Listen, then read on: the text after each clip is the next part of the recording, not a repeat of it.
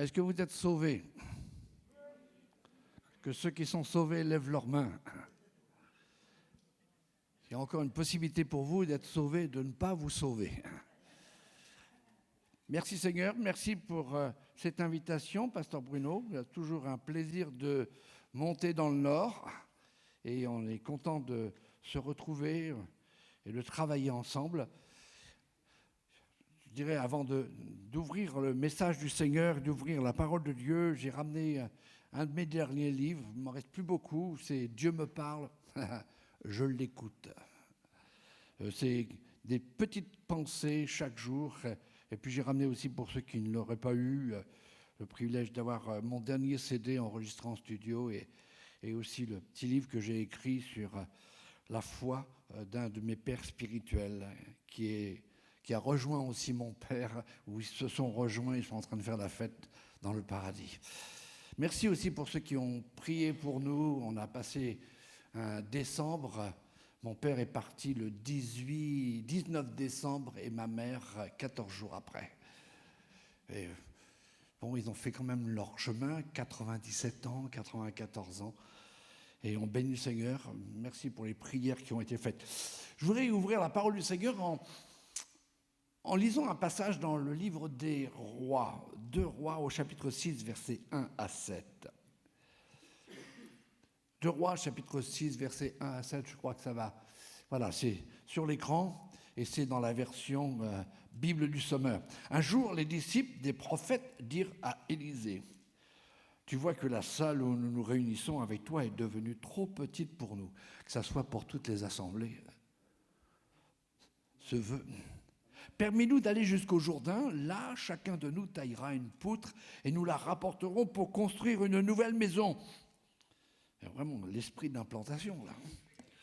Élisée leur dit, allez-y. Mais l'un d'eux, un fils de prophète, le pria, accepte de venir avec tes serviteurs. Il répondit, d'accord, je viens. Il descendit donc avec eux, arrivé au Jourdain, ils abattirent des arbres. Écoutez bien, pendant que l'un d'eux abattait son arbre, il abattait son arbre, le fer de sa hache tomba dans l'eau. Il s'écria, « Ah, mon Seigneur, quel malheur !» C'était une hache empruntée. Et l'homme de Dieu lui demanda, « Où est tombé le fer ?» Et l'homme lui indiqua l'endroit. Alors Élisée tailla un morceau de bois et le lança au même endroit. Aussitôt le fer revint à la surface. Écoutez bien ce qui est important. Et le prophète dit, « Ramène-le à toi. » L'autre n'eut qu'à tendre la main pour le reprendre. Amen. Je pense que depuis ce matin, avec les paroles qui ont été données, c'était ma confirmation que je devais vous parler sur ce texte. Dans une de mes lectures, j'étais vraiment impressionné, spécialement dans cet événement que j'ai lu peut-être des centaines de fois, pour ne pas dire des milliers de fois. Et j'ai découvert plusieurs éléments d'une importance capitale. Et avec l'aide du Saint-Esprit, je vous invite à regarder avec moi ce que Dieu veut nous dire, nous enseigner, nous encourager. Parce que Dieu, ce matin, est au milieu de nous. Est-ce que vous le croyez?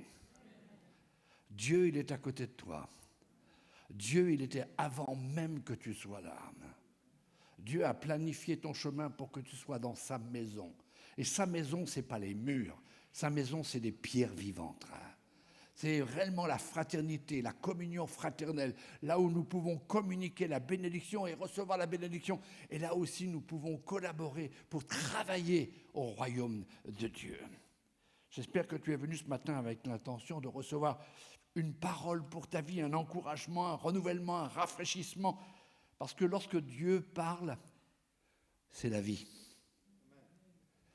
Quand Dieu parle, c'est la vie.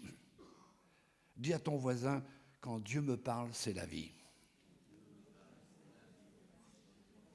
Oh, c'est vrai que oui, il y a beaucoup de murmures. Hein. Que faites-vous quand vous ne savez pourquoi ni comment? Eh bien, vous êtes en train de passer ou de vivre un passage à vide. Que faire lorsqu'il y a un passage à vide? Nous avons tous des racines spirituelles en tant que croyant. Après avoir été pasteur dans une église, dans plusieurs églises même pendant plus de 46 ans, j'ai découvert qu'il est très facile, même en tant que serviteur de Dieu, d'avoir un passage à vide, spirituellement parlant, de connaître une petite baisse de tension. Mais le principal est de ne pas rester dans cette condition, de savoir bien réagir, de s'adresser à la bonne personne. Je suppose que chacun, quand vous êtes chez vous, quelquefois vous vous sentez fatigué. Ah, j'ai un passage à vide. Je crois que j'ai besoin d'un peu de magnésium. Alors on va tout de suite vers la tablette de chocolat. Et ce n'est pas 2 carrés, mais c'est la tablette entière qui passe. Et on dit merci Seigneur. Et le docteur dit ouais, c'est pas bon pour toi. Hein. Surtout s'il y a des petites noisettes. Eh bien, au risque de vous décevoir, mes amis, il n'y a pas de chocolat dans l'objet de Dieu, dans le plan de Dieu. Il y a plus. Il y a Jésus. Et avec lui, c'est véritablement les bonnes calories. Dieu te parle, et même il veut te parler lorsque tu as un passage à vide. Et il veut te relever, te ressourcer, et il veut te dire, tu n'es pas seul. Combien de fois nous passons des épreuves, nous disons, mais où est-ce qu'il est Dieu? Qu'est-ce qu'il fait? Et il faudrait simplement s'arrêter et écouter. Il dira, je suis là, à côté de toi. David a dit ceci, mais toi, ô Dieu, ne reste pas si loin. Mon Dieu, viens vite à mon secours. Et j'ai traduit aussi la version américaine que j'aime beaucoup. Ça me met du temps pour la traduire pour la France, mais c'est la version du message. Et elle dit ceci, Dieu ne te contente pas de me regarder de l'autre côté. Allez, viens, marche de mon côté. Viens, marche avec moi. Il y a un sentiment comme quoi Dieu aurait pris des distances par rapport à nous. Est-ce que ça vous parle?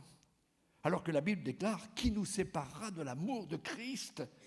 Il nous aime, il est toujours présent.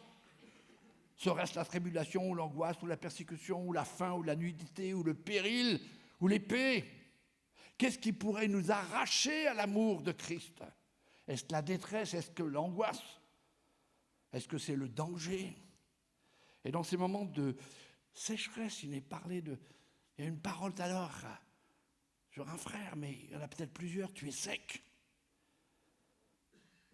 Eh bien, Dieu, il est là, même dans ta sécheresse. Il est là, cette eau vive, pour t'arroser, pour te désaltérer. Une première pensée, comment reconnaissons-nous une saison de sécheresse?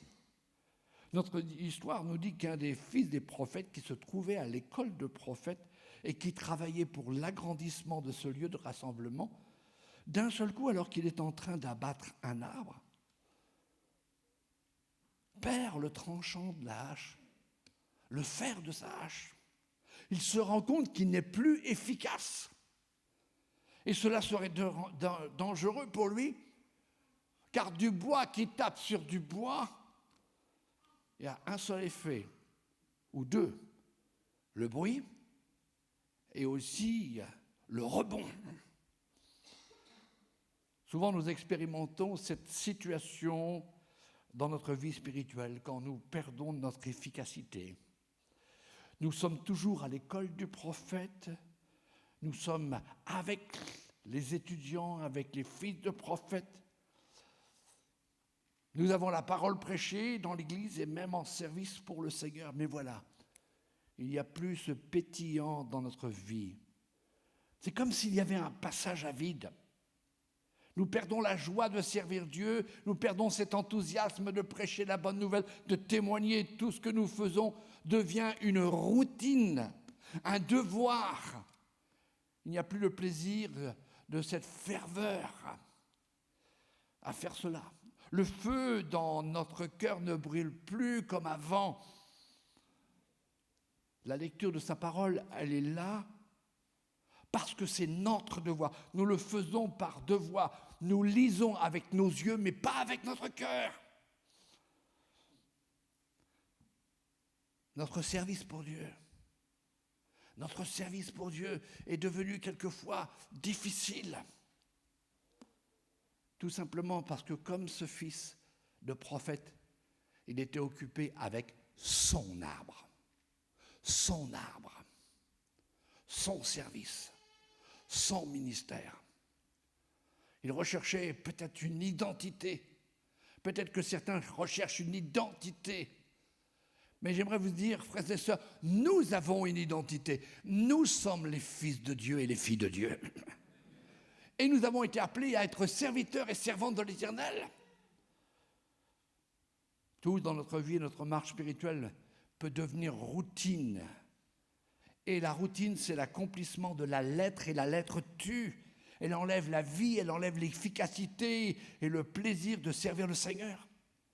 Nos moments de prière, de méditation deviennent des automatismes qui quelquefois vont faire place à une tradition qu'on va suivre et respecter avec mains et forts. Mais ce n'est pas ce que Dieu veut pour nous. Il faut faire un arrêt. Quand je suis au volant de ma voiture, et il m'arrive quelquefois, et comme dans ces 4 derniers jours, j'ai roulé énormément, fait des allers-retours.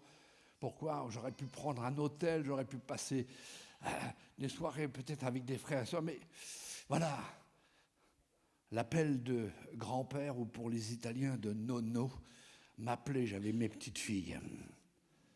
Et quand je suis parti, « Oh non, tu ne reviens pas trop tard. Non, je ne vais pas revenir trop tard. » Et je revenais, j'étais fatigué. Et quelquefois, on peut être fatigué dans le service de Dieu. Et au volant de ma voiture, il m'arrive quelquefois d'avoir un coup de pompe. Qu'est-ce que je fais ? Est-ce que je commence à fixer mes yeux sur la route et j'essaye de rester éveillé. Mais quelquefois, vous savez, vous pouvez dormir et conduire avec les yeux ouverts. Alors, qu'est-ce que je fais ? Je me mets sur le côté. Je sors. Je commence à bouger ma nuque. Je commence à tourner autour de ma voiture. Et puis je bouge jusqu'à un moment où, ça y est, il y a une fraîcheur qui revient et je reprends la route. Eh bien, frères et sœurs, il faut faire quelquefois aussi un break afin d'analyser la situation dans laquelle nous sommes. Il faut faire un audit d'un état des lieux. La Bible dit, et c'est Dieu lui-même qui dit dans le psaume 46, verset 11, « Arrêtez et sachez que je suis Dieu ». La version Bible du Semeur dit « Reconnaissez-moi pour Dieu ». Au risque de vous choquer, ce n'est pas toi Dieu, ce n'est pas nous Dieu. Il n'y en a qu'un seul Dieu. Et si nous nous arrêtons un moment pour le reconnaître, dire « Seigneur, tu es souverain de ma situation. Je suis dans un désert, je recherche quelque chose que je n'arrive plus à retrouver. J'ai perdu quelque chose. » En d'autres termes, vous avez le pouvoir de vous arrêter et de réfléchir, de penser que celui qui peut tout, c'est Dieu. Et cette saison de sécheresse ou de passage à vide, tu n'es pas seul. Parce qu'il est là à côté de toi pour te donner de l'eau vive. Ce passage à vide nous empêche quelquefois de vivre la foi et de faire des pas de la foi, d'entrer aussi dans une croissance. Notre vision va se rétrécir. Nous sommes tellement occupés, tellement préoccupés à remplir notre devoir par peur, par crainte, que nous nous apercevons pas que nous avons perdu le tranchant de la hache. L'efficacité dans le service, dans le témoignage. Tout ce que nous faisons devient une habitude. Même venir à l'église peut venir à une habitude. On va à l'église. Je ne suis plus du tout le pasteur principal de l'église, des 2 églises que nous avons, et puis la 3e qui est à Beauvais. C'est mon fils. Et il a horreur d'entendre les chrétiens dire « je vais à l'église ». Et lui, il prêche, on ne va pas à l'église. On va rencontrer le corps de Christ. On va être dans la communion des enfants de Dieu. On habite dans une ville tellement catholique qu'on l'appelle la ville des 100 clochers. Ah ouais, ça cloche de tous les côtés. 100 clochers. Et ce week-end, c'est la fête Jeanne d'Arc. Je ne sais pas si vous avez connu fête Jeanne d'Arc. Elle a eu des visions. Certains pensent que vraiment elle avait une relation avec Dieu. D'autres, c'est la magie. Et la ville de Rouen l'a fait brûler vive. Et il y a toutes sortes de cérémonies. Et il y avait une invitation à aller à la cathédrale, puis à côté, dans l'église Jeanne d'Arc, là où elle a été brûlée. J'ai reçu une invitation officielle en tant que délégué départemental du CNEF. Je ne pouvais pas, j'étais au congrès. Je préférais quand même être avec mes frères plutôt qu'avec les cendres de Jeanne d'Arc. C'est quand même plus intéressant. Et là, dans ce congrès, alors, il y a eu la source de vie qui est passée, il y a eu des messages de Dieu qui nous ont percutés. Est-ce que tu te laisses percuter par la parole de Dieu? Ou est-ce que tu connais encore un moment, un passage à vide? Tu n'as plus d'énergie, tu n'as plus de, comme disent les jeunes, peps. On a beau chanter, on a beau louer, mais il n'y a pas cet entrain. Alors on fait du bruit, et comme dira Paul, on est une cymbale qui retentit. Mais dans notre histoire, je ne veux pas être négatif, mais l'Esprit de Dieu nous montre la solution, il nous montre la délivrance, il nous montre la réparation, il nous montre le retour à l'efficacité pour Dieu. Après avoir perdu le fer de la hache, que Dieu bénisse ceux qui ont été opérés de la hanche, le feu du Saint-Esprit n'est pas une situation désespérée. Elle peut être pour un temps désespérante, mais pour Dieu, elle n'est pas désespérée. Et cet étudiant, ce fils de prophète, ne s'est pas dit « Oh, ben voilà, je l'ai perdu, je reste à ma place. »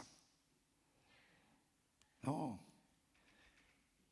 Un premier élément, c'est que il n'a pas dit « je continue comme si tout allait bien ». Il s'est arrêté. Et puis, il s'est tourné vers la bonne personne. Il s'est tourné vers le prophète Élisée, qui avait reçu la double portion de son menteur. Et Dieu permettra qu'il y ait toujours une bonne personne autour de vous pour vous encourager, vous remettre sur les rails, prier pour vous et vous montrer que Dieu n'est jamais loin de ses enfants, même si eux ont pris une certaine distance. Oui, mais l'outil était emprunté. Et moi, ça m'a parlé. Nous ne sommes pas les propriétaires du Saint-Esprit. Nous ne sommes pas les propriétaires de nos dons et de nos ministères, de notre service. Nous sommes la propriété de Dieu. Et si on se tourne vers la bonne personne, il va restaurer sa propriété. C'est son rôle, c'est sa vocation, c'est aussi son amour. Et ce fils de prophète est honnête. J'ai perdu. Il a constaté qu'il avait perdu quelque chose et il l'a confessé au prophète Élisée. Et toi, est-ce que quelquefois tu as difficulté à confesser au prophète dans la maison de Dieu que tu as un passage à vide? Encore une fois, j'aimerais te dire, le diable veut que tu restes dans ce passage à vide. Parce que quand tu restes dans ce passage à vide, tu n'es plus dangereux pour lui. Il est content. Mais quand tu te tournes vers la bonne personne, vers le prophète de l'Éternel, celui qui a été oint de l'autorité et oint du Saint-Esprit, alors il commence à grasser les dents et dit « Oh, ça y est, il va repartir, comme en 14. Il va repartir plein de fous. » Je voudrais voir avec vous 4 vérités spirituelles quand on a perdu l'indispensable. 4 vérités spirituelles. La première, c'est qu'il admet ce qu'il a perdu. Il admet ce qu'il a perdu. Et nous, est-ce que nous admettons? Reconnaître et accepter la dure réalité, faire face à la réalité, et non pas vivre avec de faux semblants. Voici ce qu'il dit au prophète: quel malheur, je ne peux pas continuer comme cela. Ce que j'avais, je ne l'ai plus, et cela m'est indispensable. J'aurais pu avoir cette autre option, c'est laisser les autres effectuer le boulot à sa place. Avoir sa chaise au milieu de la maison de Dieu et graver ses initiales comme sur une tombe. Non. Il n'a pas voulu s'isoler. Il s'était engagé et il voulait être fidèle à son engagement pour faire croître l'œuvre de Dieu. Dieu aime cela et il pourvoit toujours à quelqu'un ou à un miracle. Ce fils de prophète, il est plein d'humilité. Il reconnaît que ce n'est pas toujours facile parce que nous avons tous notre fierté. On a tous quelquefois, et pas quelquefois, mais souvent, on ne s'en rend pas compte, mais notre orgueil réagit.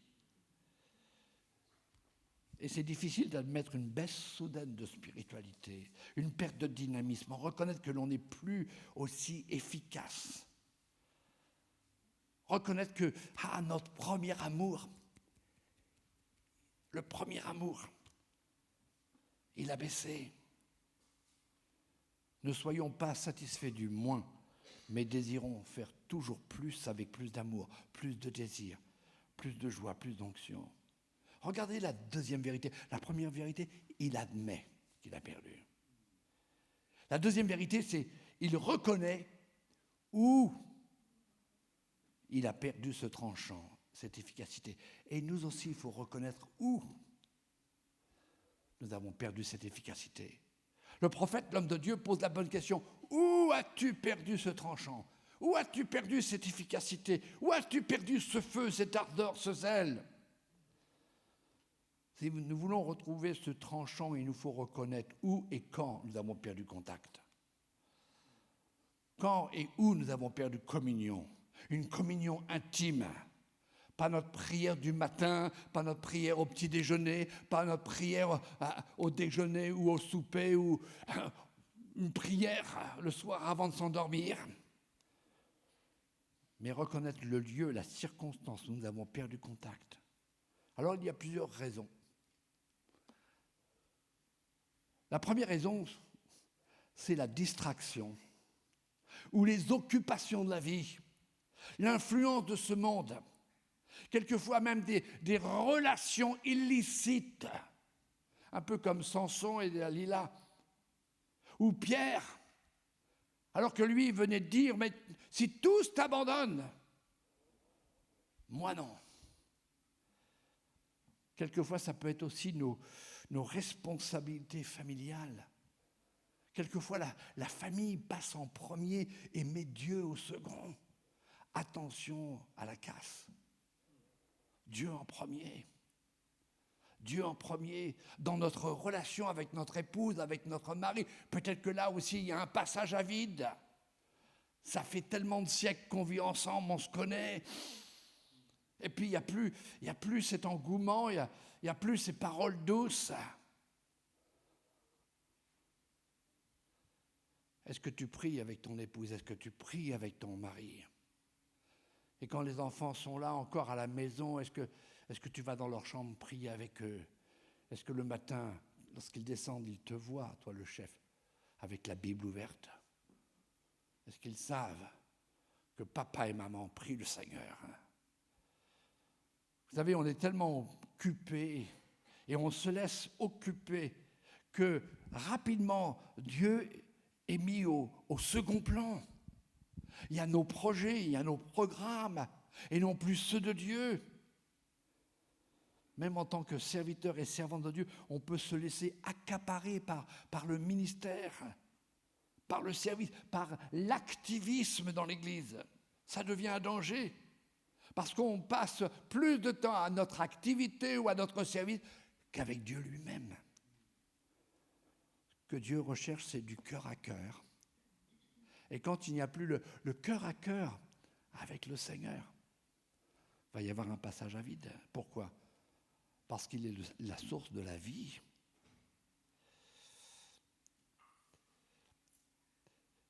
Regardez Josué. Il était arrivé à la fin de sa vie.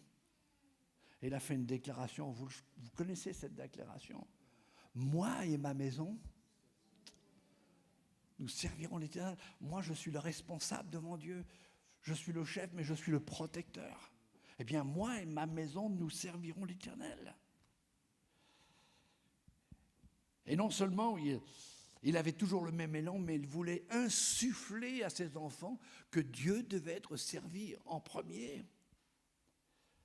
Lisez la parole de Dieu, ouvrez votre Bible au commencement Dieu.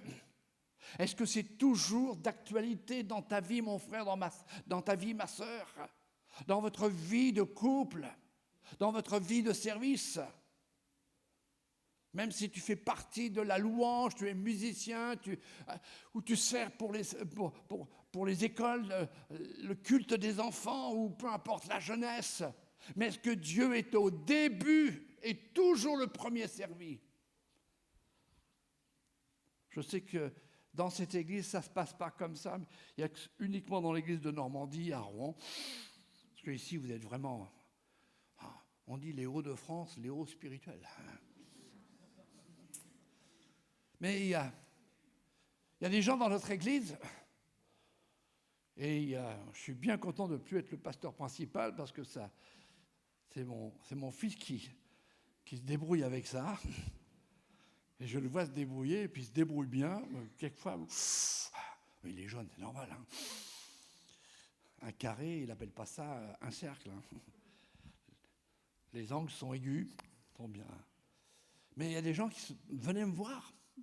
Ah, frère, ou pasteur, ou alors, il jouait avec les sentiments. Oh, mon cher William. Voilà, j'ai dit, oula, dangereux. Dangerous.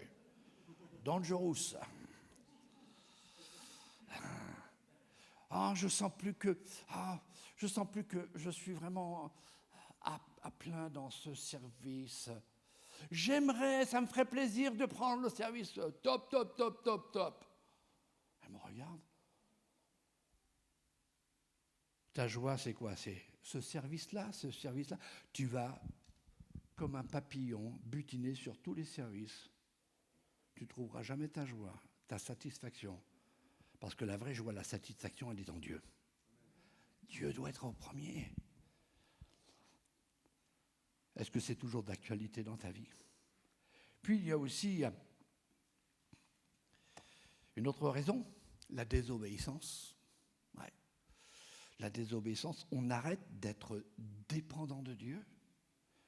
On essaie de vivre sa vie chrétienne sans sa puissance, sans son onction. On compte sur notre connaissance, notre raisonnement, nos expériences. Ça fait pas mal d'années qu'on est chrétien. Mais chrétien comment ?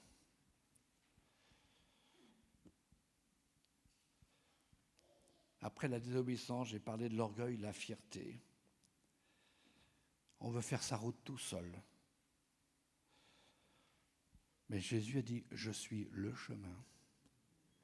Je suis la vérité. Je suis la vie. L'orgueil, quelquefois, nous amène à nous entêter. Et on va enlever un T. L'orgueil nous amène à nous enterrer. Et on n'est plus efficace. On a perdu le tranchant de l'âge. Et puis, il y a aussi une autre raison, la paresse. On cesse de faire ce qui nous rapproche constamment de Dieu.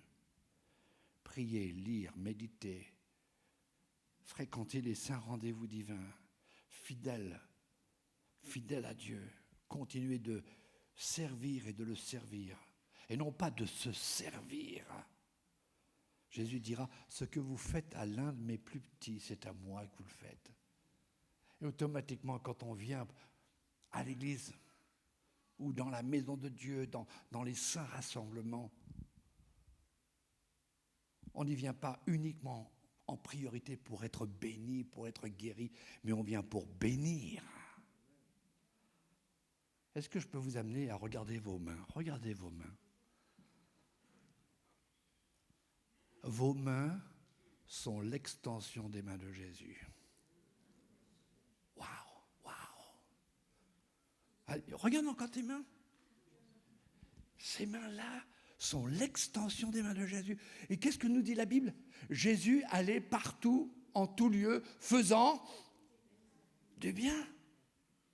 Il aidait, il s'approchait de ceux qui sentaient mauvais, les lépreux. Il relevait cette personne qui avait été soi-disant prise en flagrant délit d'adultère, mais c'était une femme. On ne s'occupait pas du bonhomme avec lequel elle... Mais non, les jugements. Quand tu cesses d'être l'extension des mains de Jésus, tu as un passage à vide. Faites du bien en tout temps. Votre priorité. Réjouissez le Seigneur. Une troisième vérité, une troisième raison.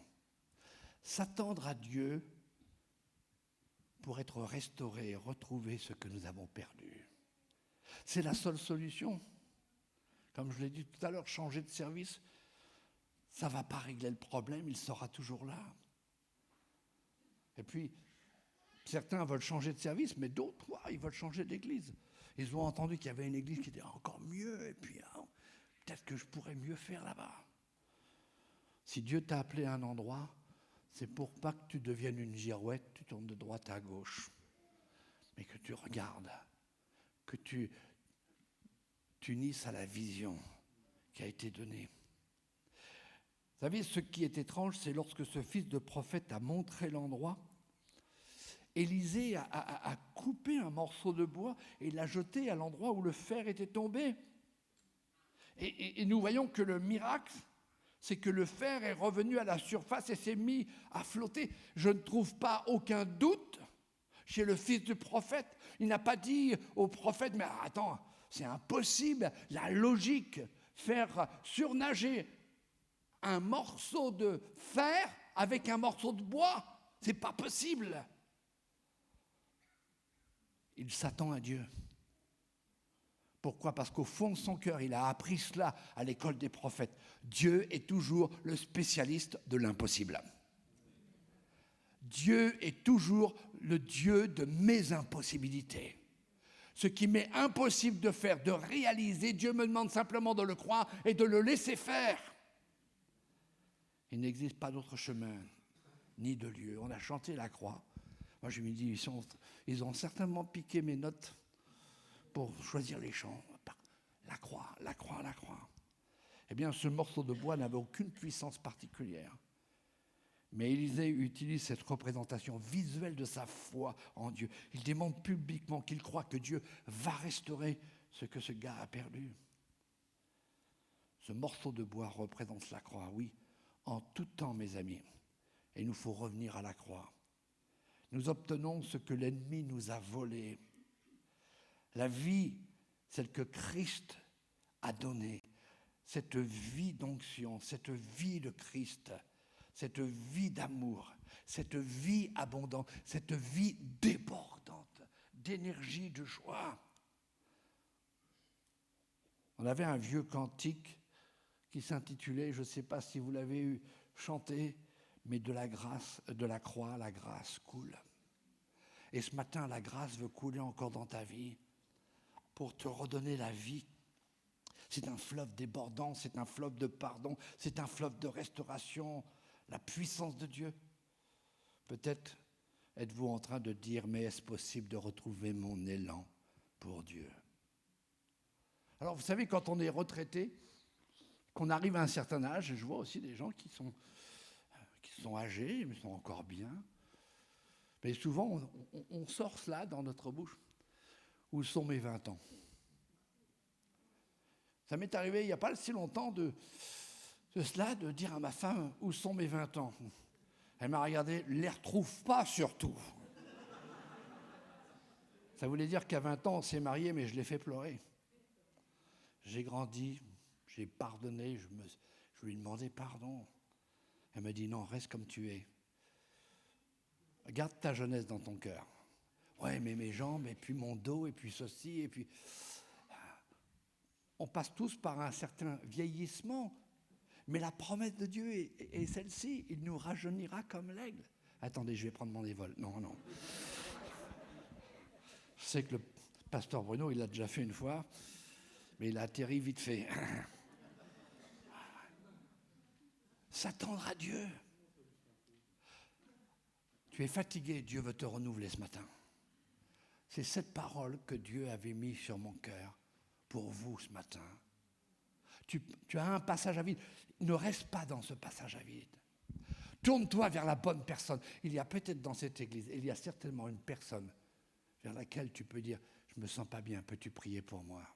Et automatiquement, la personne qui a dit « Mes mains sont l'extension des mains de Jésus, alors je te bénis. » Puis d'un seul coup, tu te sens mieux. Tu retrouves la force, l'énergie. Quatrième raison, ou quatrième vérité, il n'a pas regardé simplement le faire, mais il a écouté et il a obéi. Il faut tendre la main et recevoir l'aide de Dieu. Je crois qu'il y a eu une parole de Dieu comme ça ce matin. Saisis la main. Pas rester les mains dans les poches et attendre que Dieu remette lui-même le tranchant à cette hache inefficace et qu'il la mette dans notre main. J'ai reçu, il n'y a pas si longtemps que ça, une image. Je travaille beaucoup avec Twitter et aussi avec Facebook pour simplement uniquement faire passer des messages d'encouragement. J'avais reçu une image d'un de mes amis aux États-Unis et il y avait quelqu'un qui était là sur son champ avec sa bêche ou avec sa pelle, peu importe. Et il disait « Seigneur, viens m'aider dans mon travail. » Il était assis comme ça sur sa bêche. Et du haut du ciel dit « C'est à toi de prendre ta bêche et commencer à travailler, je vais te donner des forces. » Quelquefois on dit « Fais le miracle », mais on n'est pas prêt à se glisser dans les mains de Dieu pour recevoir réellement la puissance de Dieu. Élisée dit au fils de prophète « Saisis-le, enlève-le. » Écoute bien mon frère, ma sœur. Il est à nouveau à ta disposition. Chacun ici, ce matin, nous devons saisir ce que Dieu veut nous donner. Pourquoi ? Parce que dans les mains de Dieu, il y a plein de bénédictions, il y a plein de guérisons, il y a plein de restaurations. Mais à nous d'avancer la main et dire « Seigneur, je saisis ta main et je saisis ce que tu as à me donner. » Avec un cœur reconnaissant. Il nous faut faire notre part en revenant à Dieu, confessant notre manquement, notre perte. C'est à nous de recevoir l'aide de Dieu, l'onction de Dieu, le rafraîchissement spirituel, car il est toujours avec nous, il est toujours pour nous, il est toujours à nos côtés. Nous sommes aussi près de Dieu que nous choisissons de l'être. Je répète cette phrase tellement importante. Nous sommes aussi près de Dieu que nous choisissons de l'être. La distance entre Dieu et nous n'est pas la faute de l'assemblée, de certains chrétiens, de notre famille, de notre pasteur, de cette culture qui déraille. Mais notre responsabilité, c'est nous. Comme Pierre qui a suivi Jésus de loin, jusqu'à le perdre de vue et d'oublier son engagement. Jacques dira ceci au chapitre 4, verset 8. « Approchez-vous de Dieu, et il s'approchera de vous. Nettoyez vos mains, pécheurs, et purifiez vos cœurs, vous qui avez le cœur partagé, un cœur inconstant. » Je voudrais terminer, c'est ma conclusion. Mais avant de vous terminer, dernièrement, j'ai reçu comme un éclair, comme une illumination, une parole de Dieu. Alors que j'étais éprouvé dans ma vie, éprouvé, et après la perte de mes 2 parents, je me suis tourné vers ma femme en disant « Mais waouh, je suis insensible. Comme pasteur, je suis devenu dur comme un roc. J'étais tellement dans l'activité que je n'avais pas laissé le deuil se faire. Et puis, simplement, 1 mois et demi après, vers février, alors que je partais pour les États-Unis, pour une grande convention, voilà que j'ai quand même senti quelque chose débloqué dans tout mon système.